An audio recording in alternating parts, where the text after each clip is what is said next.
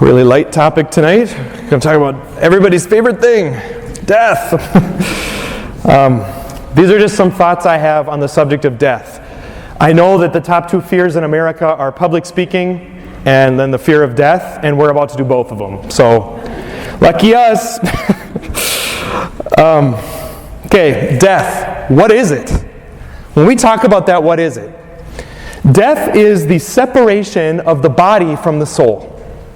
What does that mean in normal person talk? That means you, me. There's a physical part of us, your hair, your eyes, your ears, your body. There's also a part of you that's invisible.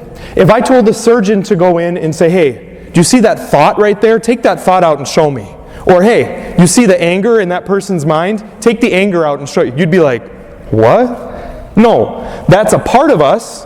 The thoughts, feelings, desires, memories, emotions, decision making, that's all part of us, but it's invisible. It's not like it's a part of your body. And so the soul and the body together, the invisible with the invisible with the visible, that makes up us. So when we die, what happens is the body and the soul separate. The invisible part of us goes, the visible part of us stays. That's what happens when we die. You have all the same physical parts when you pass away, but what changes is the absence of the soul. And where did this come from? Why do we experience this? Well, you might have heard me say, death is an effect of original sin. Okay, what does that mean in normal person talk? Once again, original sin, origin. Something at our origins as human beings went horribly wrong. Something at the beginning went horribly wrong. That's so the origin, the beginning. And then sin literally means to turn away from God. It's a definition. And so at the origins of our race, we turned away from God and something went wrong. If you've ever been with a computer and you dump a bucket of water on it and it short circuits, that's a bit like what happens when human beings turn away from God. You know? When you turn away from what you're made for, we're made for God. And when we turned away from Him, there were side effects to that. You know, sometimes I think we use the word punishment, and I don't think that's actually super accurate. I think we would be more properly understood as consequence. Death, sin, suffering, those are consequences of turning away from God. When you dump water on the computer, it's going to short circuit. And one of the effects of the short circuit is this death, this separating of the body and soul. Now, that's what went wrong. That's why we experience this. But when you experience death in your life, meaning someone you love, something should be ringing in your head that says, it's not supposed to be like this. When I, as a priest, go to the funerals, when I'm walking with people who have lost a loved one, deeply I feel that. It is not supposed to be like this. The grief, the suffering, the separation. If you've lost a loved one, you know exactly what I'm talking about. It is not supposed to be this way. That's true. It wasn't. It wasn't supposed to be this way. And my mom, who's a hospice nurse, I've told some of you, she says all the time, I couldn't do this job if I wasn't Christian. If I didn't believe what we believe about death and what happens after death, I could not do this job. How true is that? I mean, I think we all feel that. But for some reason, we have this idea in our head, or sometimes I feel this, where we're like, okay, death is really difficult. It's so hard to process, and if you lose a loved one, oh my gosh, it tears your heart out. You just want to cry. And then we have this idea of like, well, how does God view it? Does He just sit up on His perch and say, oh yeah, that must be really hard? No. In the gospel today, this is my favorite line in all the scriptures. I know I say that every week, but I actually mean it this time. 3 words. And Jesus wept. Can you imagine the living God getting down on His knees and literally breaking down, not shedding a man tear because Duke lost, but He is literally beside Himself. He is so distraught and appalled by the separation between these sisters and their brother whom they loved so much. He was perturbed. You want to know what God thinks about death? And Jesus wept. He sobbed. It breaks His heart. That's what he feels. Just like you and I feel, it shouldn't be this way. Just like my mom would say, I couldn't do this if I wasn't Christian. It breaks Jesus' heart. He wept. And then another part about this story that's important. Why did Jesus wait 4 days? Why did he wait 4 days with Lazarus being dead? If he knew, if he's God, and if he knew that Lazarus was dead, why didn't he just go there? Fix the problem. And he was getting flack for that. Now imagine this situation. He knows right when Lazarus is going to die. He goes there, raises Lazarus from the dead right at that moment. Doesn't wait 4 days.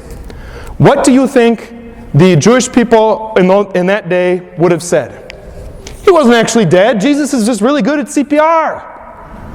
They're looking for any excuse in the world not to believe him. 4 days? All those details that we get are very important. Stench, big stone, bands over the face, arms, feet. It wasn't like he just stopped breathing and then air came back into him. This was very far into the death process. He was dead. The body and the soul had separated. That's what happened. So this is miraculous. There is no way that you could doubt that. And then the last thing I want to point out about this story, Jesus' words. His words are not just descriptive. You know, when you and I say things, we talk and we describe other things. This wasn't in the plans, but I'm going to do it. Look at this nice purple curtain or whatever. Look at this. I'm describing it. Doesn't make anything happen. I'm just telling you what it looks like. Jesus today, he looks at that tomb and he says, with all the power in which the world was created, he says, Lazarus, come out. And it happens. Jesus' words aren't just descriptive. They are effective. They effect what they say. Where does that come from? Genesis. When God says, let there be light, he's not just describing a purple curtain. It happens. And it's the same God here who looks death in the face, a death that breaks his heart and my heart, and says, Lazarus, come out. This is not the end. That's what we believe as Christians. Here's a little bit more about what we believe. At the moment of our death, when our bodies and our souls separate, there is the judgment. Now that in 2025 sounds like a scary word. You know, you go before a judge and they're looking for any opportunity to get you. That's not what judgment means in this case. But we do say this in the Creed. He will come again in glory to judge the living and the dead. His kingdom will have no end. When we die, our soul is judged. It's before God. And what is he judging? He's judging, can you be happy with me forever? Do you know how we love up here? Have you learned how we love in the really real world? Do the things in the really real world matter to you? Will you fit in up here? That's what he's judging. And again, as I've told you many times, purgatory is an act of God's mercy. You know, if we get to that judgment day and we say, you know what, Lord, I love you. I'm not quite ready yet. He says, all right, well, we'll get you cleaned up. We want you here. Jesus wants us in heaven. Death is not the end. But he's judging, can you be happy with me forever? So if I get up to the gates and I say, hey, I knew Duke was going to lose. Look at my bracket. The saints are going to be like, I mean, that's great, but we don't really care about that in the really real world. You know? What do they care about in the really real world? How did you love? Do you know how God loves? Do you know that he loves you? And are you able to share that with one another? That's what matters in the really real world. I love when I go to people's deathbeds, actually, and I'm able to ask them this question. Is there anything you don't want to take with you? Which is my nice way of saying, do you want to go to confession? Why carry that stuff up there? Leave it here. Leave it down below and let your soul rise. And one thing I'll always say at funerals, in the face of death, remember what is most important in life. Remember what's most important on this earth. All we are doing here is we are getting ready for the next life. We need to learn to love here the way they love up there. That's how we get ready. And I experienced this. I swam in high school. And so I had this really good Christian coach. And I had a meet it was a whole weekend meet. And so in order for me to swim in this whole meet, I had to either miss Mass on Sunday and go to the meet, or I had to miss the meet, go to Mass. So that was my option. So I brought this to the coach, and I'm like, not super pious. I'm just like, whatever, I'll let him decide. Here's what he told me. Your odds of becoming an Olympic swimmer are 1 in 15 million. That's 0.0013%. Your odds of facing judgment are 100. Go to Mass. It's true. It's not just because I was a bad swimmer. It's true. Where are we putting our priorities? What are we living for? What are we preparing for in the next life? Catholics aren't all morbid. Death, death, death. Remember your death. Ashes to ashes. That's not being morbid. That's being realistic. If you run a marathon, I hope you know how much energy you're going to have left in the 26th mile. If you're not thinking about the finish line, you're not a good runner. We are not morbid. But what we're saying is, remember what's most important in this life, because the best is yet to come. It gets better than this. In heaven, what's that like? My brothers and sisters, as if this wasn't enough, it's not just communion with God. It is communion with God. That's infinite, that's amazing, that's wonderful. But what is it also? What do we say in the Creed every single week? I believe in the communion of saints, the forgiveness of sins, the resurrection of the body, life everlasting. Communion of saints. That doesn't just mean capital S saint. So great, it's me, John Paul, and Mother Teresa. What are we going to talk about? No, saints. It means any person that is in heaven, by definition, is a saint. So that means grandma, grandpa, whoever you have lost that is in heaven is waiting for you. You will see them again. This isn't it. I love asking people again when they're about to pass away. It happened this week. I love asking people, who are you excited to see when you get there?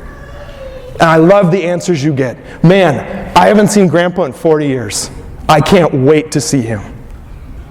That's real. We actually believe that. That's what we're saying every single week. And so much so that monks, when they would lose a brother, just think, this whole community of brothers, they live with each other their whole life, and then one of their brothers dies. It's heartbreaking. And they would always tap the casket at the end of the funeral, and they would say, "Good night, brother. We'll see you in the morning." What does that mean? That means, I'm not saying goodbye. Goodbye means they're going away. What they're saying is, good night. It doesn't end here. I will see you in the morning. When we're talking about in the Creed the resurrection from the dead, that's not talking about Jesus' resurrection. That happened. That's talking about you and me. At the end of time, Jesus is coming back, and not as a little baby to Bethlehem. He's coming back to kick butt and take names, okay? And he is going to wake you up from your tomb. And you are going to rise. Your body and your soul. Like we said, death is the separation of them. At the end of time, your body is going to rise and be reunited with the invisible part of you. Your body, my body, will be with us in the next life. Now you might be thinking, what if I have a broken arm? What if I'm 270 years old and I don't want my body? Well, theologians speculate your body will be about 33 years old, but I'll let you take that up with your guardian angel. You will have your body, the resurrection from the dead, and life everlasting. The best is yet to come. And so my brothers and sisters, this is what we're living for. What are your priorities in life? Do you have the end in mind? Not in a morbid way, but in a realistic way. Because we need to remember what's most important here, because the best is yet to come. We actually believe this. You will see your loved ones again. You will be in a place where there is no suffering, no tears, no addiction, and no heaviness. Your body will be reunited with you. And so in your life, I want you to examine, how am I doing? And secondly, I want you to pray for those people who have gone before us. Maccabees says, it is a noble thing Let me see if I can get it here. Holy and wholesome thing to pray for the dead, that they may be loosed of their sins. Recap, here you go. Death is separation of the body and the soul. How does God see death? It breaks his heart. Jesus wept. It wasn't supposed to be that way. But he doesn't just leave us in goodbye, a permanent separation. He comes down, and in that heartbreak, he offers us a way out. So that death is not the end, it's just good night. We will see you in the morning. So my brothers and sisters, remember what's most important in your life. And it gets better than this. The best is yet to come.